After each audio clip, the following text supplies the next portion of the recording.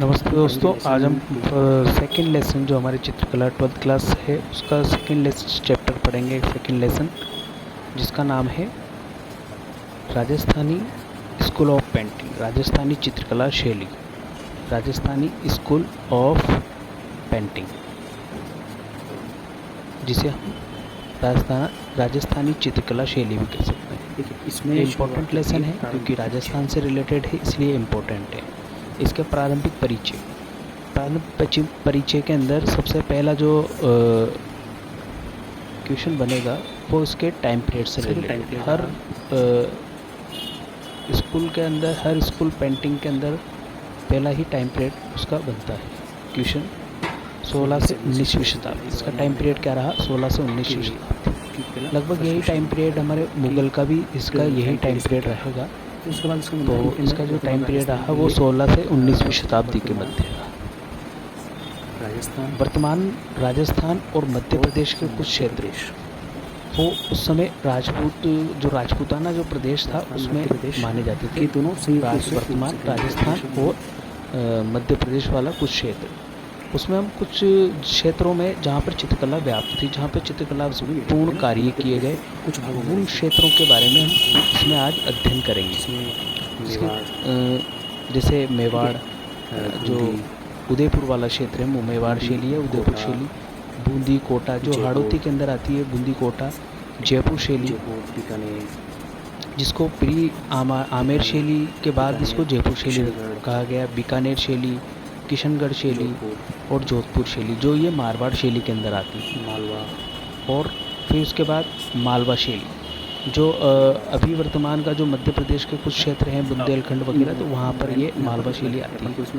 उसके कुछ क्षेत्र में मालवा शैली का कुछ ज़्यादा पार्ट नहीं है, ये नया इसमें जोड़ा गया है। पहले इससे पहले नहीं पढ़ाया जा रहा था ये। इसको जो सबसे पहले तो हम मालवा शैली के अब इसका जो शुरुआत में प्रारंभ हमें जो मिलता है वो डॉक्टर ए.के. स्वामी, डॉक्टर आनंद कुमार स्वामी हैं, जो श्रीलंका से हैं और ये एक इतिहासकार हैं। इन्होंने भारत के पेंटिंग्स, ड्राइंग से रिलेटेड बहुत सारी किताबें लिखी हैं, बहुत सारी बुक्स लिखी हैं, जिसमें से एक पुस्तक है इनकी राजपूत पेंटिंग। राजपूत पेंटिंग इन्होंने 1916 में लिखी है। तो डॉक्टर ए.के. स्वामी के द्वारा राजपूत पेंटिंग 1916 में लिखी। इसको राजपूत पेंटिंग कहा है इन्होंने। इस पूरे क्षेत्र को इसको राजपूत पेंटिंग के नाम से पुकारा जाता है।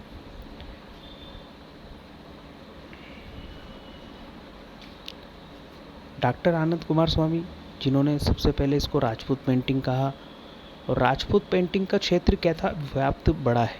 तो राजपूत पेंटिंग को इन्होंने दो क्षेत्रों में बांटा, इनको दो भागों के अंदर इनको बांटा, जो अलग अलग भाग हैं, जिसमें एक है राजस्थानी पेंटिंग, दूसरा है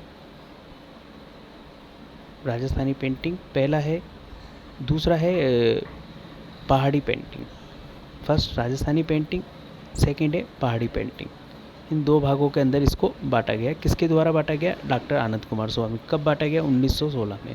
इसको राजपूत पेंटिंग का नाम दिया गया, क्योंकि यहाँ के इसको राजपूत पेंटिंग कहने के पीछे क्या था, क्योंकि जितने भी शासक यहाँ पे रहे हैं वो सब लगभग राजपूत कास्ट से बिलोंग करते थे, वो सब राजपूत थे। इस वजह से इसको राजपूत पेंटिंग इन्होंने नाम दिया।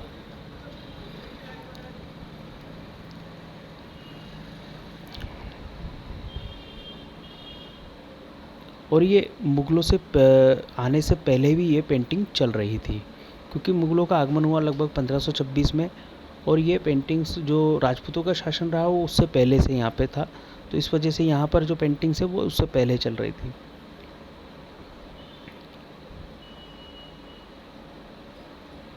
अब इन पेंटिंग्स में जो कागज़ का यूज़ किया गया है, कागज़ का प्रयोग किया गया है, पेपर्स का जो यूज़ किया गया है, उसको वसली कहा गया है। उसको क्या कहा गया है? वसली कहा गया है। वसली एक परत दर परत कागज़ की एक लेयर होती है, वो एक मोटा कागज़ बनाती है, उसको हम वसली कहते हैं। उसे क्या कहते हैं? वसली कहते हैं। परत दर हस्त निर्मित कागज़, क्योंकि उस समय हाथों से कागज़ बनाए जाते थे, तो हस्त निर्मित कागज़ का यूज़ किया जाता था, उसको वसली कहा जाता था। उस कागज़ का नाम जो था वो वसली था। इसमें पतले पतले कागज़ों को एक साथ लेयर पूर्ण जोड़ दिया जाता, चिपका दिया जाता था, और एक उसमें मोटा कागज़ बना दिया जाता था, जिसको हमने वसली नाम दिया है। क्वेश्चन बनाया जा सकता है और बनता भी है कि वसली किसे कहते हैं, है ना, व्हाट इज़ ए वसली। तो हम आंसर लिख सकते हैं थिंक पेपर्स, है ना, को एक साथ,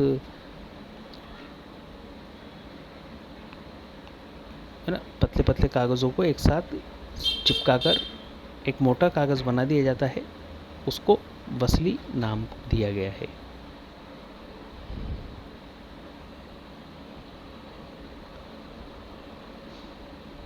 मैं आपको मुख्य जहाँ जहाँ से सवाल बनते हैं वहीं वहीं से मैं आपको बता रहा हूँ फर्स्ट लेसन में।